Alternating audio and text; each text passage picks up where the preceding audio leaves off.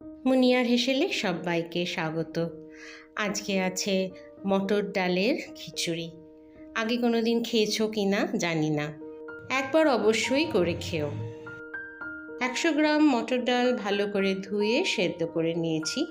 গলে গেলে চলবে না, 90% সেদ্ধ হলেই হবে। 100 গ্রাম গোবিন্দভোগ চাল, সেটাও ভালো করে ধুয়ে নিয়েছি। 4 টেবিল স্পুন ঘি দিয়েছি। এখানে ঘি সাদা তেল দুটো মিশিয়েও করতে পারো, পুরো সাদা তেলেও করতে পারো। ফোড়নে শুধুই কালো জিরে, কাঁচা লঙ্কা।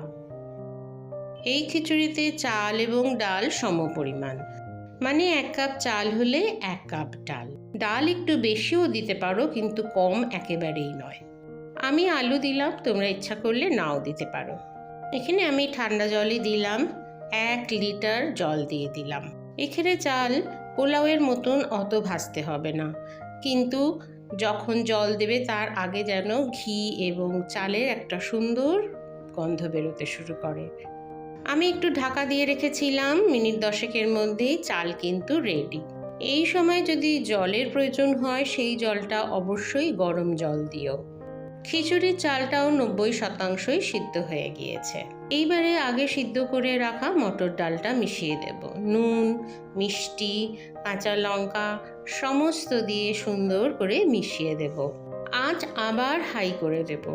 গোবিন্দভোগ চাল হতে তো খুব বেশি সময় লাগে না। আলুটা অবশ্যই চন্দ্রমুখী নিও, নইলে কিন্তু সেদ্ধ হবে না। আজ আমার চ্যানেলে যারা নতুন আসলে অবশ্যই ভালো লাগলে সাবস্ক্রাইব করে নিও। এই খিচুড়িতে কোনো রকম হলুদ লঙ্কা কিচ্ছু পড়ে না। চাল, ডাল, ঘি, কাঁচা লঙ্কার গন্ধে ভরপুর হয়ে যায়। তোমাদের একটা লাইক, একটা কমেন্টস আমাকে অনেকটা অনুপ্রেরণা যোগায়। তাই ঠিক এইভাবেই পাশে থেকো বন্ধুরা। ভালো লাগলে শেয়ার করে দিও বন্ধুদের সাথে, লাইক করো, কমেন্টস করো।